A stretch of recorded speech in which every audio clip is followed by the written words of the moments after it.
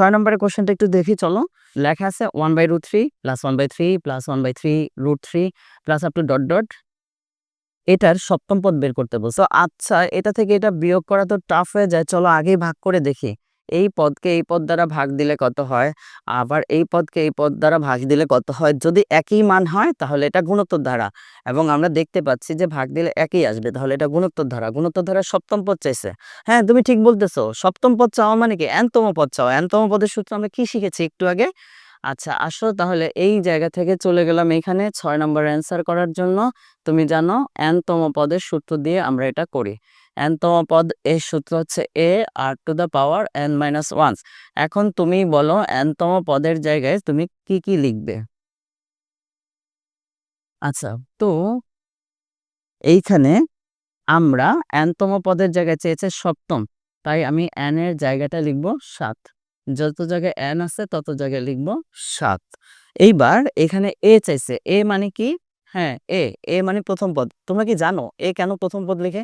কেননা ইংরেজি বর্ণমালার প্রথম বর্ণটাই হচ্ছে a, তাই প্রথম পদকে a দ্বারা শনাক্ত করে। আচ্ছা, প্রথম পদ কত আছে এখানে? 1/√3। তাহলে এখানে লিখলাম 1/√3। এবার আসো সাধারণ অনুপাত আর এর মান বের করি। আর এর মান বের করার জন্য কি করতে হয়? যে কোনো পদকে তার আগের পদ দিয়ে ভাগ দিতে হয়। যেমন এই পদকে তার আগের পদ দ্বারা ভাগ দিলে কত আসে অ্যান্সার? 1/√3। তাহলে দিলাম 1/√3। তাহলে অবশেষে এটার অ্যান্সারটা আসলো 1/√3 হোল পাওয়ার 7। কেন? এই -1 আর এখানে একটা ছিল পাওয়ার 1, সেই -1 + 1 এর সাথে কাটা চলে গেছে, তাই এটার answer 1/√3 whole power 7। Last, this is not least. আচ্ছা, কি লেখা আছে? 357 ধারাটির প্রথম n সংখ্যক পদের সমষ্টি। আচ্ছা, তাহলে আন্ডারলাইন করলে n সংখ্যক পদের সমষ্টি চেয়েছে। আর কেমন আছে? 3, তারপরে 2 বেড়ে 5, তারপরে 2 বেড়ে 7। তাহলে খেয়াল করছো কথাগুলো, যে এটা একটা সমান্তর ধারা, যেহেতু বিয়োগফল সমান কাজে এটা একটা সমান্তর ধারা। তাহলে সমান্তর ধারা যদি হয় এখানে কি হবে? আমি এখানে দিব, প্রথমে এটা করার জন্য এটা দিব 7 নাম্বার। তাহলে এটা n সংখ্যক পদের সমষ্টি চেয়েছে। তাহলে আমরা সমান্তর ধারার ক্ষেত্রে সমষ্টির সূত্র জানি, Sn = n/2 * twice a plus n-1 * d।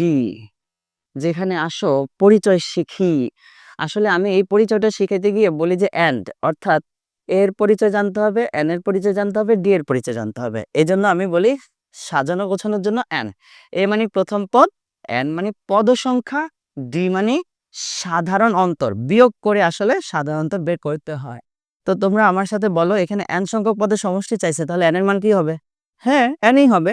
তাহলে আমরা n এর মান n লিখে দিলাম এবং সেটা ব্ল্যাক মার্কারের সাহায্য নিয়ে করলাম। এইবার আমরা a লিখব প্রথম পদ। তোমরা বলো প্রথম পদ এর মান কত? 3। তাহলে আসো এর জায়গায় আমি বসাবো 3। আচ্ছা, দেখতে পাচ্ছ তো? এইবার হচ্ছে আমরা d এর মান বসাবো। আসো d এর মানটা ব্লু কালার দিয়ে বসাই। d মানে সাধারণ অন্তর। এই যে এই দুইটা বিয়োগ করলে d বের হবে। এই যে 5 - 3 = 2, এটাকেই সাধারণ অন্তর বলে, মানে বিয়োগফল। তাহলে এই জায়গায় 2 লিখলাম। এবার শুধু আমাদের ক্যালকুলেশন পার্ট, সেটাও আমরা করে দিচ্ছি। n/2, 3 × 2 = 6, এই 2 এসে n কে গুণ করলে আসবে 2n - 2 দ্বারা 1 এর সাথে গুণ করলে 2। অতঃপর তুমি যদি দেখো এই জায়গায় আছে 2n, আর 6 থেকে 2 বিয়োগ করলে থাকবে 4। এখন আমরা কি করব? এই জায়গা থেকে একটা 2 কমন নিব, তাহলে কি থাকবে? n + 2। এই 2 ঘেচান গেলে এখন n × n + 2, this is the answer.